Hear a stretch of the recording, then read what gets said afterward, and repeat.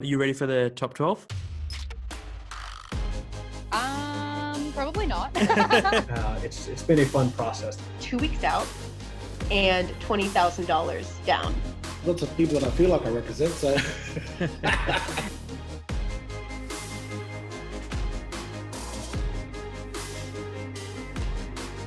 Yeah, let's do it. Okay, let's roll into it. Top 3 people you follow or study and why? So I'll start with the quote that I gave from Bruce Lee. So he is someone that I've always considered a personal hero, and the reason is that we all have these platforms that we work hard on developing, and whether that is something simple like our social media presence amongst our friend group, something in between like a company, or something major like a national following, an international following like Bruce Lee had through what he did with martial arts. I think the important thing is whatever you can do to get yourself a platform and then do something good with it.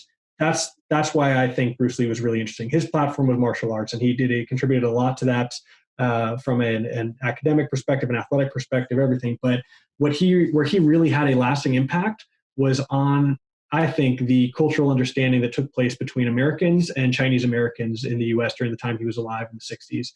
There was a lot of racial tension within the Chinese community and the American community. It was an immigrant community that had previously been pretty closed off, mostly lived in ethnic enclaves, and there was a lot of racial tension. And by using that platform that appealed to the general markets, he was able to create a lot of understanding amongst those cultures there. And I think he did a lot for the Chinese American community over the time period that he was active. I'll cheat a little bit here and mention my parents. So their names are Roland and Margarita, and I don't think I could even begin to describe a list of heroes of mine without having them just be flat smack dab in the middle of it. My mom moved here from Mexico to go to college, and she has done so much. She became a lawyer. She has had a successful career in business. She was a couple years ago appointed as an ambassador to the UN. Wow. And so I'm proud of what she does. And on top of all that, she's been a fantastic mother. And so she's always made time both for her career, for her family, for absolutely everything. So she's someone I very much look up to. My dad, same thing. He was born in East Los Angeles, son of a cop. He got himself a great education, and ended up devoting much of his career again to his community. So he worked for a long time as the chairman and CEO of Telemundo, which is one of the major Spanish networks here in the U.S. Mm-hmm. And so being able to be active in your community, contribute to the community, but also challenge yourself from an intellectual and a business perspective, a professional perspective, is something I very much look up to and aspire to. And so having my parents as role models, even just within the house, is something I'm I find myself very lucky and I'm constantly grateful for. Right now, I'm following a lot of peer practitioners in the space that I work. And so I'd be happy to name off a few that do similar work as me, but come from a different perspective and maybe bring other, they do bring other contributions. One is Lily Zhang. Lily is a DEI practitioner in the San Francisco Bay Area. And she's published kind of all over the place. She writes for Harvard Business Review. And I kind of wake up every day to something amazing that Lily has posted on LinkedIn. She's just stellar. Other than that, the author that I mentioned before, I bet you can find her on audio, Ijeoma Oluo. I do use Instagram, not for business, but for personal. And I love everything she puts out when she does her lives or, her excerpts. Like it's just really informs a lot of my kind of my thinking. And then a third, okay, totally random, nothing to do with work, but Benny Drama. Do you know Benny Drama? No, tell me more. Okay, you need to be following him.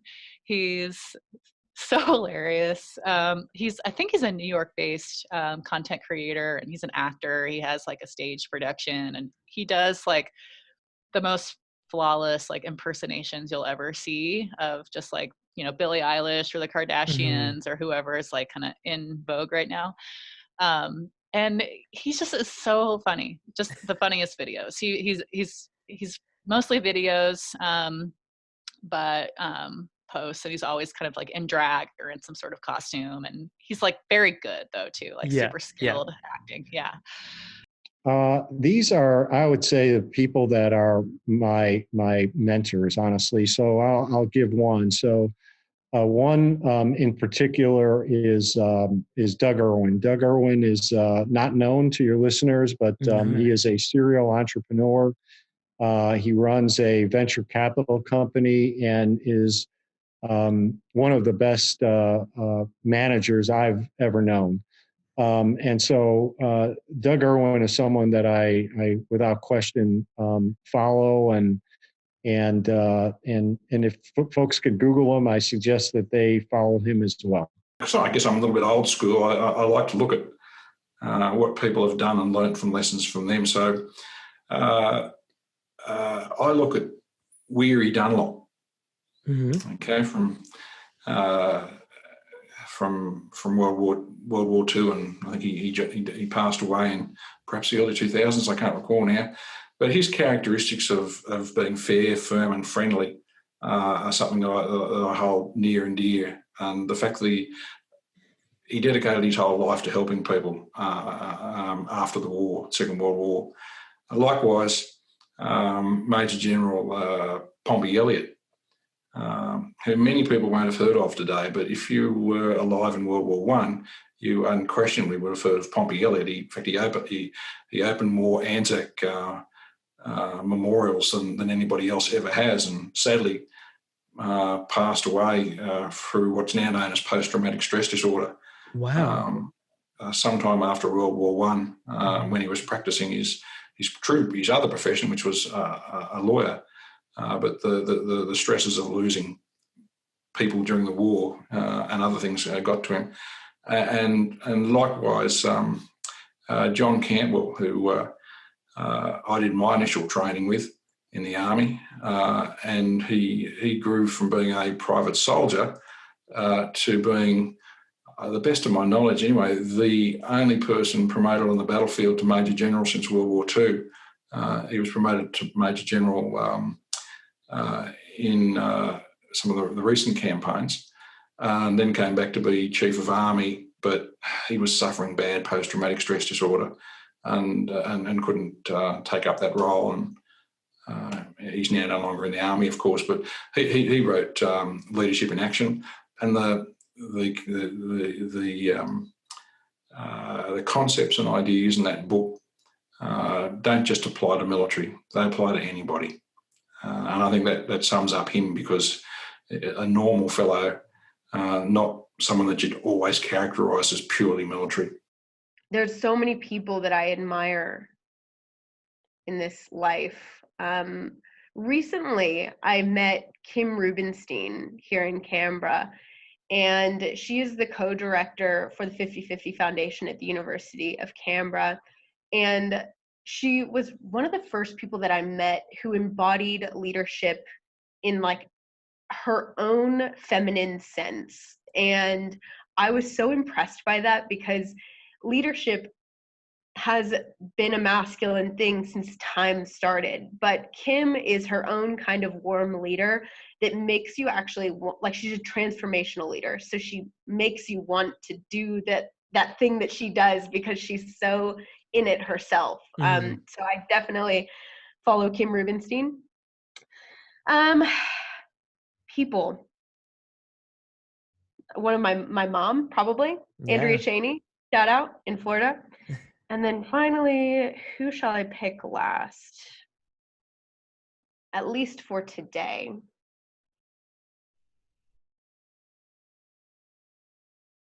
I might have to pick Tim Ferriss. I'll probably be embarrassed by this later. I love Tim Ferriss. I always have. There's a couple of things that we don't always agree on, but I think he is unapologetically himself, and I'd like to be a bit more like that too. Oh, this is tougher. Oh goodness, I'm going to embarrass him. I'm going to mention Tiny from the Green Shed, Tiny Street. Because we put our business together they incubated us, the Green Shed incubated us, and I spent a lot of time around Tiny, and he's an absolute dynamo inspiration of 6 billion ideas, and 9 billion of them will come out. It's just, he's just this great, energizing person to be around, and he's landed a lot of really interesting business models. Mm-hmm. So I will definitely name him. 3 more people or accounts to follow. This is terrible. I'm obviously not getting enough sources from people. I'm gonna claim the Greens en Mm-hmm. masse. Mm-hmm. I don't want to start naming individuals. There's a bunch of very smart academics, business people, and environmentalists who are just doing all these amazing things in the Greens. And you can jump in there and get whatever answer you need on anything like this. And I'm going to claim the school strikers. There you go. There's my inspiration. The school strikers. Oh, they're amazing. Children's are organising mass public events, nailing media, on message. They know what they want. They know exactly what the big problems in the world are. They know exactly how to fix it. And honestly, all I need to do is keep a few seats warm in the assembly until they all turn until 90 they're old enough. Yep. take over. Yeah. So the school strikers en masse. So the main person that I don't really idolize too many people, but this girl stands out to me just because she is in a very similar boat to how I would say my entrepreneurial journey started out as. So it's Jane Liu, and she is the founder of Showpo. She, back in the day, started her business in 2010, and she was, working for KPMG. She was a financial analyst or something like that. And she decided to quit her job in the middle of the financial crisis and just start up a online store. And mind you, back then, people weren't essentially buying online. It was a new thing. She had a first mover's advantage. When you paid for ads on Facebook, it was showing it to everyone. There was no cap. And so she really tapped into that market. And I just find her so inspiring because she's exactly like me. She just started from nowhere, and here she is. She's turning in a revenue of over $60 million a year. Wow. That's probably, I think that's even an old figure now. She's probably doing more. And yeah, quite inspirational. Other people that I follow, again, these are all TikTok-based people, your everyday people, but there is a handle, they're called Small Business Advice.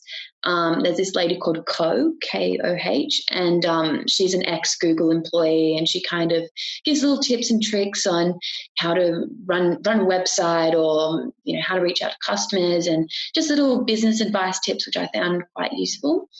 And then another one which I just like to follow is a handle called Product Design. I'm not entirely sure what this lady's name is, but she just goes on about UX design, so customer experience, which plays a huge part for us. And, you essentially want someone to buy something off your website within 3 clicks, and she kind of delves into the science behind all that and where you should be positioning things on your website. So definitely quite inspiring to watch her those tips as well. Yeah, so again, I kind of answered that question a bit differently because I couldn't really think about 3 specific people, but I just thought I wanted to point out some businesses. So I guess the people behind the businesses would be the ones that I really admire. The businesses that make alcohol-free drinks and make alcohol-free drinking a lot more mainstream. And this is something that I think has made a huge leap in the last maybe 2 years. So the 3 that are on my radar at the moment are a beer called Sober, S-O-B-A-H, which I love. There's a camera one called Heaps Normal, which I love that business name, by the way. And then there's Altina, who they sell alcohol-free drinks, and they were actually at the Millhouse mentoring program at the same year as we were. So I think that's a great, I guess they're all social enterprises in their way by contributing positively to the community. And then the second one, I think the big social enterprises that I've already mentioned before that kind of paved the way for all of us like thank you and who gives you crap. And then there's also a hat